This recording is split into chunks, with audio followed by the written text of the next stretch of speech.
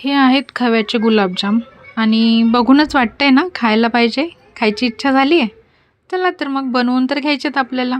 आणि किती छान मी असे फोडून दाखवते तुम्हाला, तरी मी एवढा वेळ त्याला अजून मुरून दिलेलं नाही आहे, पण पूर्ण ते आतपर्यंत त्यात पाक गेलेला आहे आणि किती छान असे सुक्के सुक्के वाटत आहेत, किती चमकत आहेत. तर खरंच गुलाबजाम खूप छान झालेले आणि म्हणूनच मला तुमच्याशी रेसिपी शेअर करावीशी वाटली, कारण खूप जणांना असतं की खव्याच्या गुलाबजामची रेसिपी पाहिजे असते. आणि मग माझ्या सबस्क्रायबर्ससाठी मी हे आणली आहे, मी बनवलेलं, तर मी म्हटलं तुमच्याशी पण शेअर करते. तर बघूया आपण पुढे रेसिपी.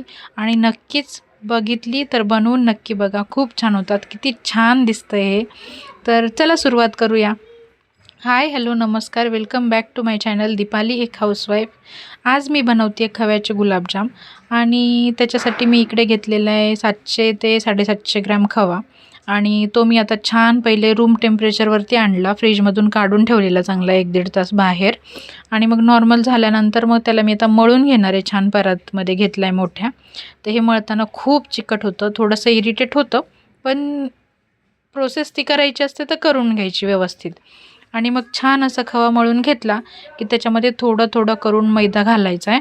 मैद्याचं प्रमाण मी इथे तुम्हाला सांगणार नाही आहे की अर्धा किलोला किती मैदा पाहिजे, 1 किलो खव्यासाठी किती मैदा पाहिजे, कारण ते सांगणं मला तरी वाटतं ते चुकीचं आहे. कारण काय होतं आहे, काहींना म्हणजे खवा घट्ट असतो कधी, म्हणजे काही वेळी खवा घट्ट असतो, काही वेळेस थोडासा लूज असतो. आणि मग त्याच्यामध्ये मैदा जास्त पण जाईल जेव्हा खवा थोडासा असा लूज असेल. तर मग आपण प्रमाण सांगणार आणि तुम्ही बनवणार आमच्या भरोशावरती की ह्यांचे छान झालेले, तर मग आपण पण करू तसंच. आणि तुम्ही एकदाच जर ते तळून घेतलं आणि पाकात टाकल्यानंतर ते व्यवस्थित मुरलं नाही किंवा मग आतमध्ये चिकट चिकट राहिलं, तर तुम्हाला वाटणार यार ह्यांची रेसिपी बघून आपली पण बिघडली. असं नाही, असं करू नका. मी सांगते तुम्हाला, जेव्हा खवा तुम्ही घेणार, आता घट्ट आहे पातळ तर तुम्हाला माहिती आहे तुमच्याकडचं खव्याची कन्सिस्टन्सी कशी आहे, किती पातळ आहे किती घट्ट आहे, तर त्या हिशोबाने तुम्ही मैदा टाका त्याच्यामध्ये. आणि मैदा टाकताना एकदाच टाकू नका, हळूहळू हळू टाकून मळून घ्या. खव्याचे गुलाबजाम बनवताना हे पीठ मळण्यातच खूप मेहनत आहे, बाकी काहीच नाही आहे. पीठ मळताना थोडेसे तुम्हाला जास्त कष्ट पडतात, पण त्याच्यानंतर खूप छान रिझल्ट भेटतो. तर पाहू शकता मी अजून पण ह्याच्यामध्ये मैदा घालतच चालली आहे. मी गोळी बनवून बघितली एक, मला ते लूज वाटलं जरा, आणि मग मी त्याच्यात थोडा थोडा थोडा करून मैदा टाकत गेली आहे. तर 1 वाटीने तर काही भागणार नव्हतं, कारण माझ्याकडे खवाच होता खूप जास्त, तर मला अजून मैदा पाहिजे होता, पण मी हळूहळू तो मळून घेत होते. तर असंच आहे, एका हाताने मळून मळून कंटाळा आला तर दोन्ही हात वापरा आणि मस्त पीठ मळून घ्या. जसं चपातीचा गोळा बनवाल, पुरीसाठी पीठ बनवाल, तसंच मळत राहायचं. एकदम भाकरी करताना कसं रगडून रगडून मळतात तसं, कारण तो खवा जो असतो सगळ्या त्याच्यातल्या गाठी फुटल्या पाहिजे आणि खूप छान एक मऊ असतं, त्याला टेक्स्चर आलं पाहिजे. तर छान असं हे मळून घ्यायचं आहे पीठ मस्त. आणि त्याला पहिलं तर आता पाक बनवून घेऊया. तर पाक बनवण्यासाठी मी इकडे 1 किलो साखर घेतलेली आहे. 1.25 किलो खवा आहे माझा, तर मी 1 किलो साखर घेतली आणि ती साखर भिजेल एवढंच त्याच्यामध्ये पाणी घालायचं आहे आणि ते गॅसवरती ठेवून द्यायचं आहे. तर आता हे आपलं पीठ प्रमाणात व्यवस्थित झालं आहे की नाही हे बघायची ट्रिक आहे. आणि जी तुम्हाला अवघड वाटेल, तुम्ही म्हणाल की कुटाणाच आहे हा, पण नाही. त्याच्यामध्ये एक गुलाबजाममध्ये आपल्याला समजलं की आपलं पीठ व्यवस्थित झालं आहे, तर बाकीचे पण गुलाबजाम मस्तच झाले असं समजायचं. आणि त्याच्यासाठी हे की मी आता पाक बनवून घेणार आहे सगळा. तिकडे मी तेल तापायला ठेवले, त्याच्यात पहिले मी 1 गुलाबजाम तळून बघणार आहे. तो तळून बघितल्यानंतर त्याला मी पाकात टाकून बघणार आहे की तो व्यवस्थित फुगतोय का, व्यवस्थित पाक ओढून घेतोय का आणि आतपर्यंत त्याच्यात पाक मुरतोय का, हे बघितल्यानंतरच मी बाकीचे गुलाबजाम तळून घेते. आणि माझं दरवेळीचं आहे, मला सुरुवातीला वाटतं की यार एकदा आता तेल तापून घेतलं आहे, त्याच्यानंतर परत आता हे तळत बसायचं एकच, त्यालाच बघायचं आधी पहिला व्यवस्थित होतो आहे का आणि मग बाकीचं करायचं. तर आहे थोडंसं अवघड वाटणारं, पण रिझल्ट खूप छान भेटणार आहे. थोडेसे कष्ट पडले तर काही हरकत नाही आहे. तर आता मी याला तळून घेतलं आहे, पाक तर अजून होतो आहे. मी तळलं आहे की नाही तेच मी पहिले आधी आतमध्ये आता बघते पहिले व्यवस्थित, आणि मग ठरवायचं आपल्याला ह्याच्यामध्ये मैदा व्यवस्थित पडला आहे की नाही पडला. तर इकडे साखर पण वितळलेली आहे, पण साखर वितळल्यानंतर 2-3 मिनटं परत थोडंसं हे होऊन द्यायचं, त्याला एक थोडंसं असं चिकटपणा आला पाहिजे पाकाला त्या, आणि त्याच्यानंतर आपला पाक रेडीच होणार आहे. तर घेते थोडं मिक्स करत करत राहते, कारण खाली साखर नको अशी चिटकून राहायला म्हणून. तर आता आपण ना हा जो गुलाबजाम तळून घेतला आहे तो फोडून बघूया. तर त्याला जसं मी फोडते आहे तसं तो आतमध्ये थोडासा चिकट राहतो आहे. आता चिकट राहतो आहे त्याच्यामुळे आपल्याला अजून थोडा मैदा घालायची गरज आहे. तर मग थोडासा मैदा घालून तर मळून घ्यायला पाहिजे.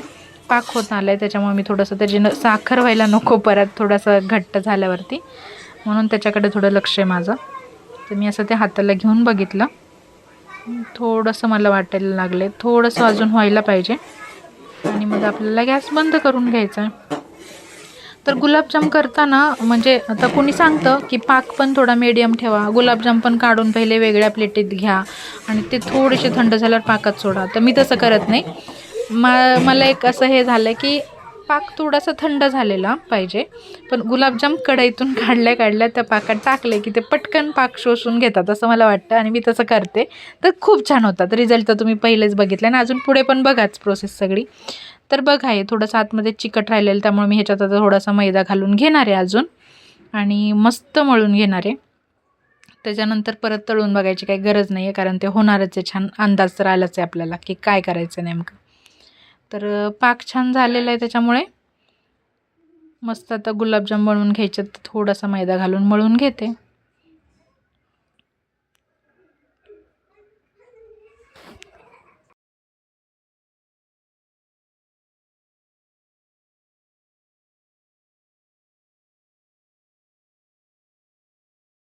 आणि इकडे बघा आता एवढं पीठ मळून कसं छान आत्ता कसं हे मऊ मऊ दिसते एकदम सगळं, असं पाहिजे. आता हे होतंय पण छान. तर मग मस्त ह्याला तर झाकून ठेवायचं, आणि एकदाच मी ह्याच्या सगळ्या आता गोळ्या बनवून घेणार आहे, कारण काय असं थोडंसं असं वातावरण थंडच असल्यामुळे ते काय सुकणार वगैरे नाही आहे. तर मस्त ह्याच्या सगळ्या गोळ्या बनवून घेते. काही ह्याला गरज नाही आहे मापायची की एकसारख्याच झाल्या पाहिजे वगैरे. आपण स्वयंपाक करणारे गृहिणी आहोत, आपल्याला माहिती आहे आपण की किती अंदाजे पीठ घेतल्यावरती कशी गोळी होती काय. ह्याच्यासाठी काय मोजायची मापायची गरज आहे. कुणी कांड असं बोटाच्या कांडावरती मोजतात की एवढ्या ह्याचं पीठ घेतलं की मोजून ते एकसारख्या गोळ्या होतात वगैरे. काही गरज नाही. आपल्याला कुठे दाखवायचं ते प्रदर्शनमध्ये. खायचं तर आहे, लहान मोठं थोडंफार झालं तरी चालतंय, असं काही नाही आहे. आणि मस्त आता तेल तापलेलं आहे.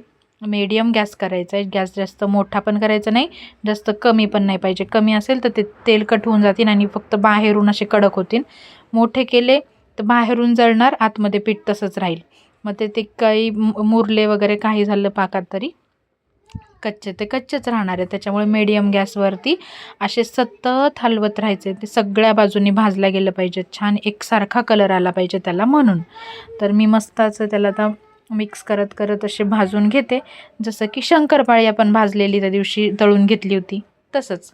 शंकरपाळीसारखंच सेम ह्याला तळायचं आहे. सतत असं हलक्या हाताने हलवत राहायचं आहे, आणि मस्त असे आपले गुलाबजाम तयार होतातच आहे. मग चला छान तळून घेते सगळे, आणि असा कलर आल्यानंतर काढायचं आहे. त्याच्यानंतर जेव्हा त्याच्यामध्ये पाक मुरतो तेव्हा त्याच्यावरची चमक आणि त्याचा कलर वेगळाच होऊन जातो. तर जास्त काळं पण नाही करायचं, जास्त कच्चं पण नाही काढायचं.